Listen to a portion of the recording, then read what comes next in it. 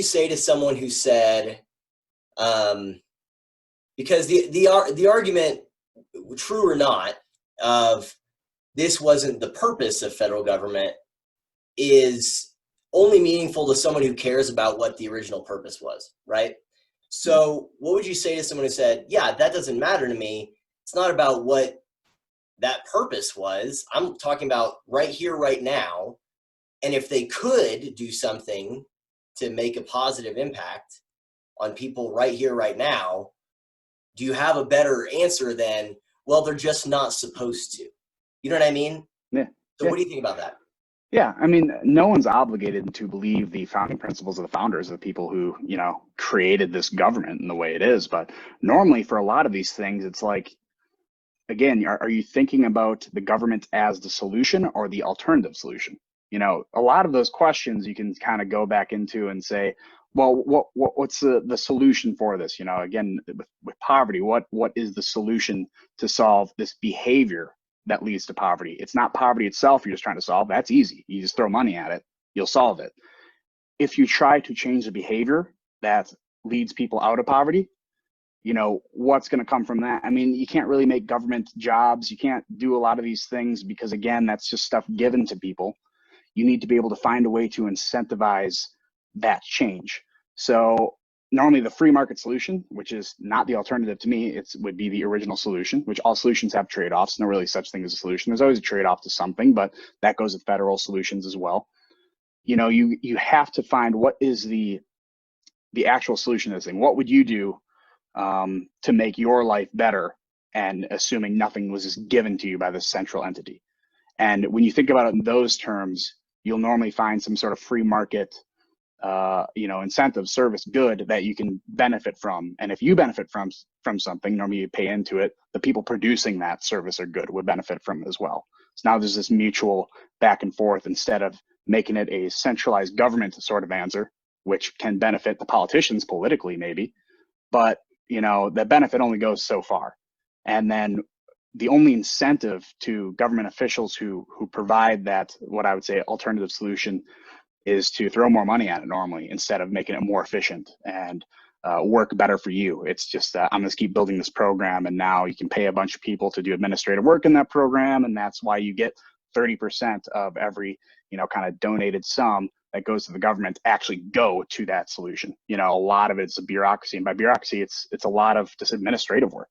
There's bosses of people who are bosses of other people who now got to distribute this thing out, and it just that dollar gets less and less efficient the more you do that. You got to get those cover letters on the TPS reports, man. If you don't, yeah, right. Well, exactly. Yeah, I'll get that.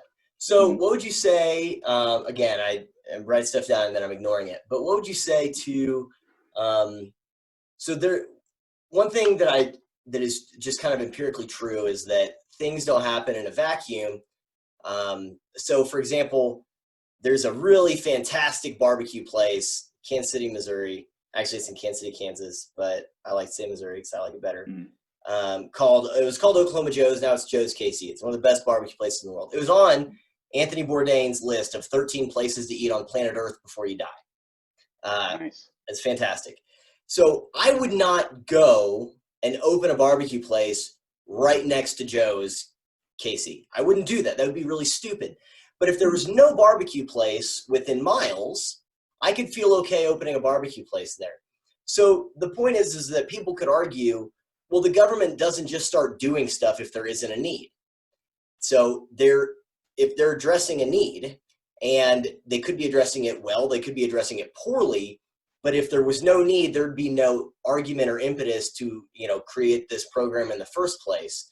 So clearly that shows there's some insufficiency on the part of the private market, because there wouldn't be that need if it was being taken care of so super well by the free market. So what would you say to someone who said, well, the government's only doing it because it needs to be done? And it's not so basically every example of that, you can always find some sort of origin as to why it's not being there. You got to remember that the free market is based on incentives. If there's no incentive to do something, then obviously no one's going to do it. If there's no incentive to create a barbecue place next to this amazing barbecue place, why would I do it? But a lot of times, and if you're saying that there is some sort of need for a supply, but there's no supply, most likely it's not the free market just ignoring that need. There is something there from saying, you know, I'm an entrepreneur and I'm like, I'd get into that business, but there's something not incentivizing me. And if this need's so high, it's obviously not the need for the product. It's something else. And normally when you get to the origins of that conflict there's something using a centralized power to stop you or disincentivize you from doing such a thing.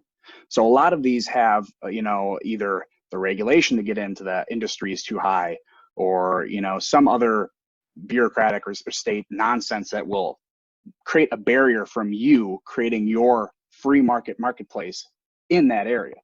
So normally the government solution to that always is, you know, we can manufacture need if we just, you know, regulate the marketplace and not really allow not allow for an incentive to build something in that marketplace.